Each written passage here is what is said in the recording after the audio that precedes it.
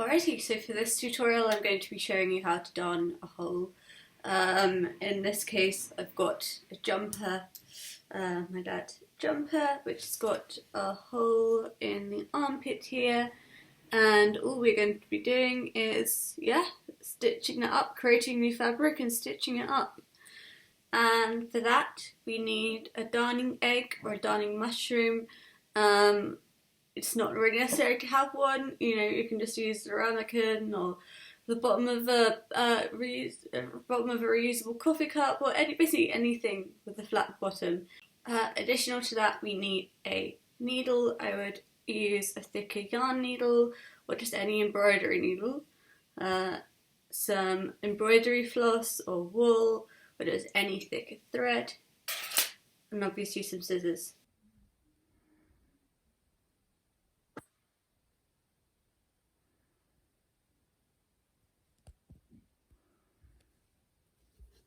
So now that I've threaded up my needle, I've got about an arm's width of thread, because we never want any more than that, because otherwise it gets tangled really easily.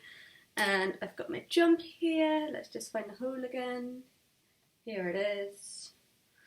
So we're going to be working from the outside, not the inside, because we can control how it looks like a bit easier from the outside. And all I'm going to do is pop my ramekin into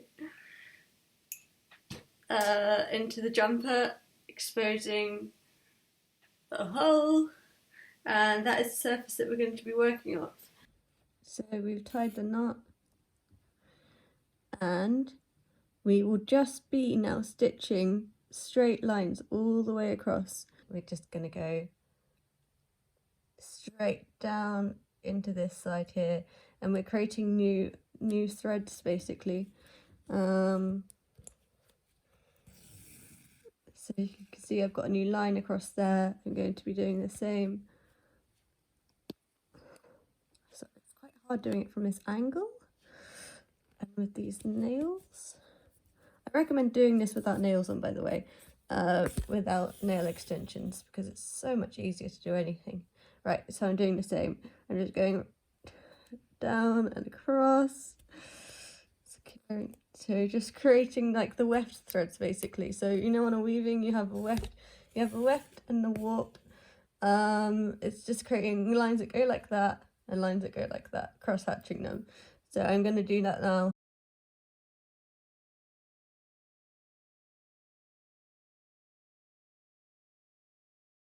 So now to do our vertical stitches, we're going to be starting on, I'm going to be starting on the far right edge. I've threaded up a new skein here, so it's going to be popping that in again from the underside of the fabric. It's got a knot in the end just to secure it in place.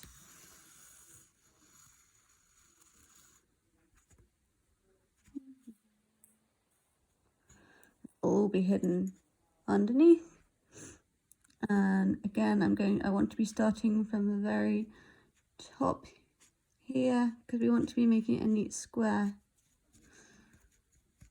I've got a longer needle here as well, so hopefully it should be a bit easier. Again, I can't stress enough, don't have nails if you're going to be doing this. Right. So essentially, we are, if I can get the camera to focus, weaving in and out of our threads here. I'm going right to the end and securing it with a little stitch at the end.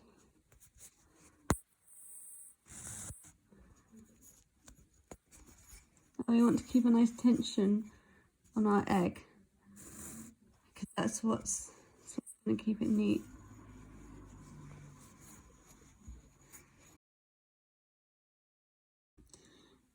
And just like that, it's done. So it's harder to see because of the black thread, but yeah, we've just across, across, across, under, over, under, over, under, over.